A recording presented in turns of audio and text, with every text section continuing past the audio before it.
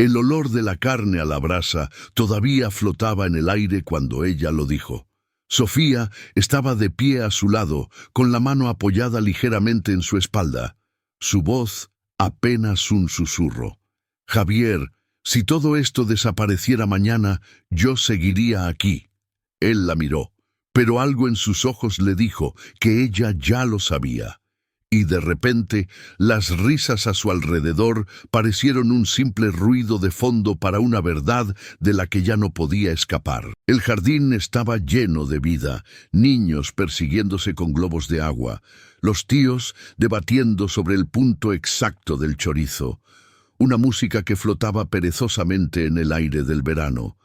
Javier García sonreía y seguía la corriente, con el plato en la mano, con una risa ensayada. Nadie notó cómo le temblaban los dedos al sostener el vaso. Desde fuera, parecía que todo estaba en su sitio. Una esposa que lo amaba, una hija preciosa, una empresa tecnológica de la que la ciudad presumía. Pero por dentro se estaba desmoronando. Las cuentas bancarias estaban casi vacías. Los inversores se habían retirado. Las demandas estaban al caer. No se lo había contado a Sofía. Todavía no. Y ahora, de pie junto a la barbacoa de su suegro, con primos y vecinos bromeando a su alrededor, Javier se sentía como un hombre en un barco que se hunde, saludando a la gente en la orilla. Esta es la historia de cómo lo perdió todo: estatus, dinero, orgullo, y descubrió la única cosa con la que creía que nunca podría contar: el amor que permanece. Pero aquel día todavía no tenía ni idea de lo que se avecinaba. Javier García no nació en cuna de oro.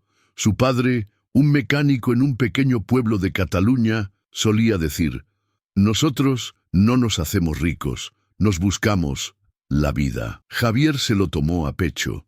A los 15 años ya reparaba ordenadores en el garaje de casa. A los 22 se había mudado a Barcelona con una mochila, un móvil roto y un plan de negocio garabateado en las servilletas de un bar.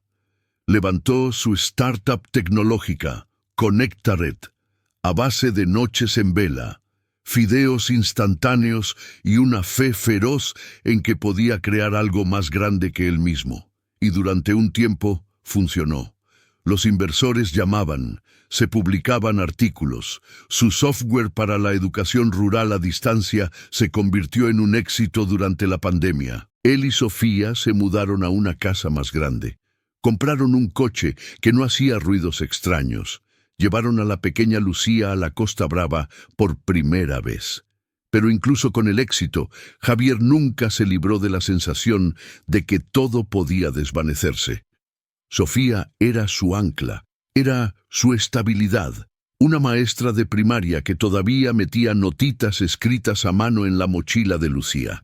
A ella no le importaba la cotización de las acciones ni las tonterías de Forbes menores de 35. Cuando le pidió que se casara con él, lo hizo en la biblioteca del colegio, entre cuentos infantiles y carteles de ortografía. Ella dijo que sí sin dudarlo. Pero eso fue antes de Marcos Soler. Marcos era brillante, encantador y temerario.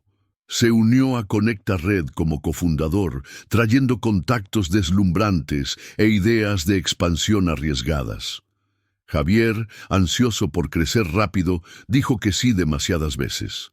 Entonces llegaron los problemas. Una ronda de financiación prometida se vino abajo. Luego un cliente los demandó por un proyecto piloto fallido. Marcos desapareció durante una semana sin dar explicaciones. Javier intentó tapar los agujeros. Vendió equipos, pidió préstamos silenciosos, retrasó salarios. Le dijo a Sofía que estaban reestructurando. Nada serio. Ella confió en él. Pero cada noche se quedaba despierto, mirando al techo, calculando las pérdidas en su cabeza. En el trabajo, sonreía. En casa, fingía. Y mientras tanto, los números no hacían más que empeorar. Aquella mañana, antes de la barbacoa, se quedó bajo la ducha mucho después de que el agua se enfriara, intentando ensayar cómo se lo diría. No pudo. Todavía no. Así que se vistió. Condujo hasta casa de sus suegros. Le dio un beso en la mejilla. Llevó la nevera portátil como si no pasara nada. Y fue justo ahí, sosteniendo las pinzas, dándole la vuelta a las chuletas, cuando se dio cuenta. Le estaba mintiendo a la única persona que alguna vez le hizo sentir que él era suficiente. Y las grietas empezaban a ser visibles. Javier solía decir que no estaba construyendo un negocio, estaba construyendo libertad. La libertad de no tener que contar las monedas en la gasolinera, de no ver a sus padres envejecer sin una red de seguridad, de la vergüenza silenciosa de querer darle a tu hija más de lo que tú tuviste y no poder. En el apogeo de Conecta Red, ese sueño parecía al alcance de la mano. La empresa acababa de cerrar un trato con un consorcio de colegios en Castilla-La Mancha. Los periodistas llamaban a su solución el futuro del aprendizaje rural. Un inversor lo apodó el genio tecnológico de provincias. Y Javier, todavía con sus zapatillas gastadas, se sentía imparable. Hablaba de comprar la casa de los sueños de Sofía, esa con un gran porche y un jardín con naranjos. Incluso la visitaron una vez. Lucía eligió su habitación. Se hablaba de expandirse a Madrid. Marcos decía que abrirían una oficina en Lisboa. Impacto global, lo llamaba. Javier era cauto, pero sentía curiosidad. Empezó a diseñar nuevas funcionalidades, a contratar más rápido, a alquilar oficinas más grandes. Ignoró las pequeñas señales. Un pago atrasado por aquí, un correo electrónico perdido por allá, una extraña llamada de un contacto de un fondo de inversión preguntando por qué Marcos no se había presentado a una reunión programada. Aún así, Javier creía en la misión. Creía que podía superar cualquier problema a base de trabajo, hasta que llegó el golpe. Un viernes por la mañana, abrió su bandeja de entrada y encontró una notificación judicial. Un antiguo cliente, una cadena de colegios concertados, demandaba a Conecta Red por incumplimiento de contrato. El software no había funcionado como prometieron. El caso podría alargarse durante meses. Días después, Marcos se esfumó, no solo de la oficina por completo. Su teléfono estaba desconectado. Sus correos electrónicos eran devueltos. Javier intentó llamar a sus contactos. Nadie sabía dónde estaba. Algunos insinuaron rumores, deudas, demandas pasadas, un patrón de comportamiento. Y Javier se quedó solo para recoger los pedazos. Liquidó lo que pudo. Retrasó más pagos. Le dijo a su equipo que era un ajuste temporal. Sofía lo notó. Le preguntó con delicadeza si todo iba bien. Él dijo que sí. Dijo que era solo un bache. Dijo que no tenía que preocuparse. Aquella noche, ella le llevó una tila y se sentó a su lado mientras él miraba fijamente hojas de cálculo sin verlas realmente. Ella no insistió, pero la preocupación en sus ojos permaneció. Luego llegó la reunión con su cliente más importante. Javier esperaba renegociar. En lugar de eso, se retiraron, silenciosamente, sin dramas. Esa misma tarde, la cuenta bancaria de la empresa fue embargada debido a la demanda. Se sentó solo en la oficina vacía, con las luces apagadas, el zumbido del ordenador en la oscuridad. El silencio se sentía definitivo, pero Javier todavía se aferraba a un pensamiento. Puedo arreglarlo. Tengo que hacerlo, porque la alternativa, contárselo todo a Sofía, le parecía peor que la bancarrota. No solo tenía miedo de perder el dinero, tenía miedo de perder la forma en que ella lo miraba. Primero vendió el coche, en secreto. Le dijo a Sofía que quería ser más ecológico, y empezó a ir en bicicleta al coworking que apenas podía pagar. Ella sonrió y le besó la mejilla, orgullosa de su nueva decisión ecosostenible. Luego le tocó al equipo. Despidió a 3 personas con la excusa de un cambio de rumbo. Una de ellas lloró, otra simplemente asintió. Debía de habérselo imaginado. Después de eso, Suba arrendó la oficina y trasladó las operaciones al cuarto de invitados. Lucía preguntó por qué papá estaba tanto en casa. Sofía dijo que tenía suerte de poder trabajar cerca de ella, pero la suerte ya no tenía nada que ver. Javier había agotado el crédito de 2 tarjetas, debía impuestos atrasados. El banco había empezado a enviar cartas con membrete de urgente, de las gordas, y aún así no podía pronunciar las palabras. Lo he perdido todo. Ensayaba frente al espejo, en el coche, incluso una vez durante la cena. Comían paella, Lucía cantaba una canción del cole. Abrió la boca. No salió nada. ¿Qué le dices a alguien que ha construido su vida creyendo en ti? Empezó a tener migrañas, no podía dormir. A veces se despertaba empapado en sudor, con el corazón desbocado, seguro de que el techo se iba a derrumbar.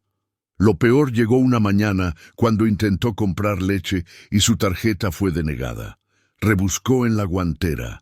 Encontró 3 billetes arrugados de 5 euros y un puñado de monedas, y se puso en la cola rezando para que no entrara ningún conocido. Aquella noche se sentó en el salón después de que todos se hubieran acostado, con las luces apagadas, el resplandor del portátil en la oscuridad. Buscó en Google cómo declararse en quiebra sin que tu cónyuge lo sepa. El siguiente fin de semana era la barbacoa familiar. Sofía le suplicó que fuera. Hacía semanas que no veían a sus padres. Casi dijo que no, pero la culpa lo empujó a ir. Estaba de pie en el jardín, rodeado de sillas plegables y cerveza barata, con la camisa pegada a la espalda y una sonrisa pintada en la cara como una máscara. Y entonces ocurrió. El tío Miguel, el tío de Sofía, siempre ruidoso, siempre observador, le dio una palmada en la espalda a Javier y bromeó lo suficientemente alto para que medio jardín lo oyera. «Oye, Javi, ¿para cuándo la salida a bolsa? ¿O el niño de oro ya ha vendido y se ha largado con la pasta?» Risas. Javier se quedó helado. Sofía lo miró despacio, con atención. Algo en su expresión cambió. Más tarde, mientras los invitados se arremolinaban junto a la mesa de los postres, lo llevó aparte. «Dime la verdad», dijo en voz baja. Se le hizo un nudo en la garganta. Ella esperó, con los ojos tranquilos. Él no dijo nada. Aquella noche, después de acostar a Lucía, Javier finalmente se derrumbó. Se sentó en el borde de la bañera, con las manos temblando, las lágrimas brotando calientes y repentinas. Sofía lo encontró allí. Él levantó la vista, avergonzado. «Lo he perdido todo, Sophie», susurró. «El dinero ha desaparecido. La empresa está acabada. Te he mentido. Le he mentido a todo el mundo.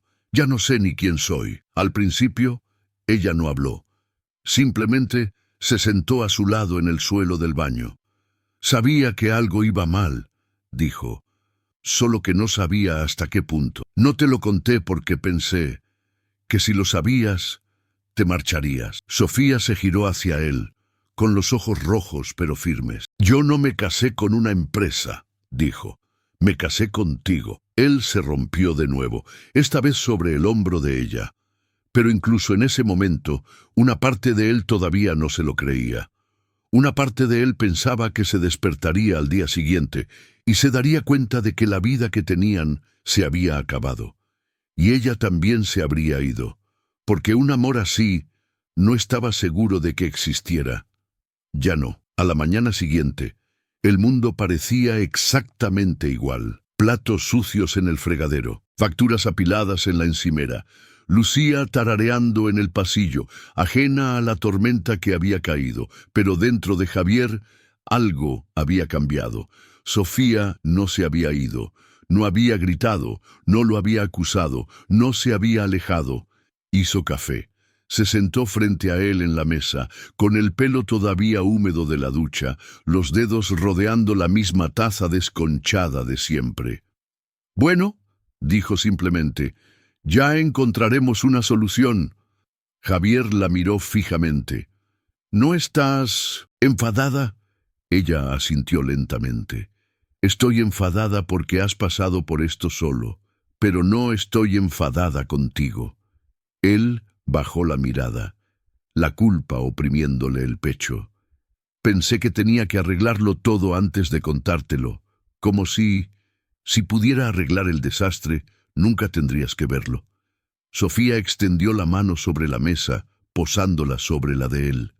No necesito que seas perfecto, necesito que seas sincero. Aquello le dolió más que cualquier factura o notificación judicial. Durante tanto tiempo Javier había equiparado su valía con sus resultados, ingresos, aplausos, elogios, pero allí había alguien que miraba su yo desnudo y roto y aún así lo elegía. No sabía qué hacer con eso. Más tarde ese día, mientras Lucía dormía la siesta, Javier abrió su portátil, no para comprobar el último estertor de la cuenta de la empresa, sino para escribir. No código, no una presentación para inversores, solo pensamientos, arrepentimiento, miedo, gratitud. No sabía en qué se convertiría. Pero por primera vez no escribía para impresionar a nadie, escribía porque era como volver a respirar. Aquella noche, él y Sofía estaban en la cama, espalda con espalda. El silencio no era frío, era seguro. Él susurró, «No sé qué viene ahora». Ella respondió, «Ya somos dos». Y entonces buscó su mano bajo las sábanas. No era un plan, no era una solución, pero era algo real. Y después de todo, eso era suficiente para empezar. Las semanas siguientes fueron tranquilas, pero no pacíficas. Javier vendió lo poco que quedaba de Conecta Red, algunos equipos obsoletos, unas pocas licencias restantes, un camión lleno de culpa. Envió correos electrónicos a antiguos clientes para disculparse. Algunos respondieron, la mayoría no. Sofía volvió a trabajar a jornada completa. Su clase la necesitaba. Reorganizaron los horarios, se repartieron la recogida de la guardería, recortaron todos los gastos innecesarios, se acabaron las cenas a domicilio, se acabaron los servicios de streaming. Lucía no lo entendía, pero no se quejaba. Vendieron la casa. Fue la decisión más difícil hasta el momento. El porche, los naranjos, la habitación que Lucía había declarado su castillo, desaparecidos. Se mudaron a un modesto piso de 2 habitaciones cerca del colegio de Sofía, con una mancha de humedad en el techo, vecinos ruidosos. Pero el alquiler era asequible y por primera vez en meses las cuentas cuadraban. Javier empezó a trabajar como freelance, arreglaba páginas web para pequeños negocios, ayudaba a un mecánico jubilado a montar un catálogo online. No era glamuroso, pero pagaba las facturas. Por las noches seguía escribiendo, no por dinero, solo para procesar. A veces salían entradas de diario, otras noches cartas que nunca envió, a su padre, a Marcos, incluso a la Lucía del futuro. Sofía leyó una por accidente. Lloró. «Deberías compartir esto», dijo. «A nadie le importa un tipo que se ha estampado», respondió Javier. «Quizás», dijo ella, «pero hay mucha gente que sigue tirada en el suelo». Algo en esa frase se le quedó grabado. Empezó a caminar más, sin música, sin móvil, solo él y el sonido de la grava bajo sus pies. A veces, en la quietud, sentía un parpadeo. No exactamente esperanza, pero el comienzo de ella. El correo electrónico llegó un martes. Asunto: «Queremos ayudarle a levantarse». Era de un hombre que Javier apenas recordaba.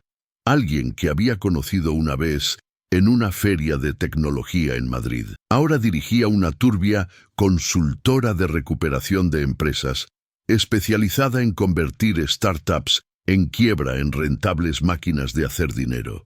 «Podemos liquidar su deuda personal en 6 meses», prometía el correo, sin preguntas. Todo lo que requería era una colaboración, un pequeño atajo. Hacer la vista gorda. Javier miró la pantalla durante mucho tiempo. La idea de la seguridad, aunque estuviera construida sobre un compromiso, era tentadora. No se lo mencionó a Sofía de inmediato. En su lugar, cerró el portátil e hizo café. Pero esa noche, la culpa lo mantuvo inquieto. Se lo contó. Ella no gritó, pero sí dijo, «Por favor, no más máscaras». Si vamos a reconstruir, tiene que ser con la verdad. Él asintió, pero la vergüenza persistió. Más tarde esa semana, después de acostar a Lucía, Javier se sentó solo en el suelo, con las rodillas pegadas al pecho. Se susurró a sí mismo: ¿y si vuelvo a fracasar? Y aún más profundo: ¿y si nunca fui suficiente para empezar? Justo en ese momento sonó el teléfono. Era un número que no reconocía. Estuvo a punto de no cogerlo, pero algo en su interior le dijo que respondiera. Señor García, soy la profesora Serrano. Coordino el programa de orientación profesional en el Instituto Cervantes. Hemos oído hablar de su antigua empresa y de su historia. Un profesor nuestro pensó que usted podría ser el tipo de ponente que nuestros alumnos necesitan ahora mismo. Javier casi se echó a reír. ¿Un ponente? Estaba arruinado, agotado. Apenas se mantenía en pie. ¿Está segura de que tiene a la persona adecuada?, preguntó. No necesitamos a un millonario, respondió ella. Necesitamos a alguien real. Dijo que se lo pensaría. Sofía lo encontró en la cocina, mirando por la ventana la escalera de incendios oxidada. Cuando le habló de la llamada, ella no dudó. Deberías ir. ¿Para qué? Para contarle a una sala llena de adolescentes cómo me estrellé y lo perdí todo. No, dijo ella, para enseñarles cómo es volver a levantarse. Dijo que sí. El día de la charla se puso su única camisa limpia y le pidió un cinturón a un vecino. El aula no estaba llena, quizás 30 estudiantes, algunos aburridos, otros curiosos. Unos pocos reconocieron su nombre por los titulares locales, algunos susurraban. Javier no usó diapositivas, no llevó notas, simplemente contó la verdad, sobre construir algo de la nada, sobre perseguir el crecimiento tan rápido que olvidó por qué había empezado, sobre la confianza mal depositada, el silencio elegido en lugar de la vulnerabilidad y la mentira de que tu valor está ligado a tu éxito. Y luego, sobre la noche en que su mujer se sentó en el suelo de un baño y lo eligió de todos modos. Por un momento, la sala se quedó en completo silencio. Entonces un estudiante del fondo levantó la mano. Mi padre se arruinó el año pasado, dijo. No ha hablado de ello ni una sola vez. Javier lo miró y dijo lo único que le pareció correcto. Entonces quizás todavía lo está llevando solo. Después, algunos estudiantes se acercaron a darle las gracias. Una profesora lo abrazó. Pero no fueron sus palabras lo que se le quedó. Fue la sensación de decirlo todo en voz alta, de ser visto y seguir en pie. Aquella noche, de vuelta en casa, Sofía corregía exámenes en el sofá. Lucía se había quedado dormida con una cera en la mano. Javier se sentó a su lado, les echó una manta por encima de las piernas y susurró. Creo que hoy he encontrado algo. Sofía levantó la vista. ¿Esperanza? Él negó con la cabeza. Un hogar. Pasaron los meses. Javier empezó un pequeño podcast. La otra cara de la caída. No viral, pero constante. Compartía historias. Invitaba a gente. Hablaba de las cosas que la gente normalmente tiene demasiado miedo de decir. El colegio de Sofía le pidió que dirigiera un programa de mentoría. No eran ricos, pero eran reales, y una tarde organizaron una barbacoa en el patio de su comunidad. Chorizos baratos, sillas plegables, niños por todas partes. Javier le daba la vuelta a la carne mientras Sofía sacaba la limonada. Alguien le preguntó qué tal estaba. Él sonrió. Sinceramente, mejor que nunca. Y por primera vez no era mentira. Años después, nadie se acordaba de la startup fallida. Los artículos cesaron, los cotilleos se desvanecieron. Incluso el nombre de Marcos Soler había quedado sepultado bajo un centenar de escándalos más nuevos. Pero Javier García todavía lo recordaba todo. No para revivir la vergüenza, sino para recordar lo que le dio. Con el tiempo, él y Sofía compraron una pequeña casa a las afueras de la ciudad. Nada lujoso. 2 habitaciones, un jardín que Sofía llenó de hierbas aromáticas y tenaces tomateras. Lucía tenía un columpio en el patio y un armario lleno de libros de segunda mano.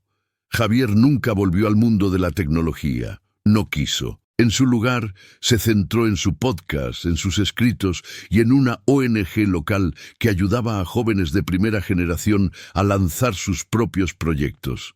Hacía de mentor lentamente, personalmente, sinceramente.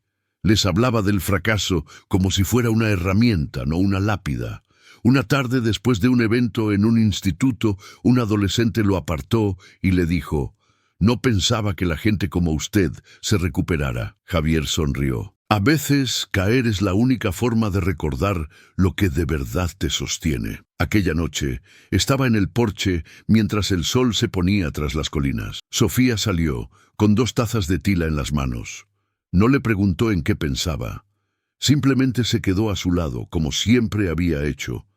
Y él supo, sin títulos, sin dinero, sin aplausos, que era suficiente, porque la verdadera victoria no fue reconstruir el imperio, fue no tener que volver a llevar la máscara nunca más. Quizás tú también has estado ahí, no en la cima, sino al borde del precipicio, donde todo lo que has construido empieza a escaparse entre tus dedos y el silencio se vuelve tan ensordecedor que olvidas cómo pedir ayuda.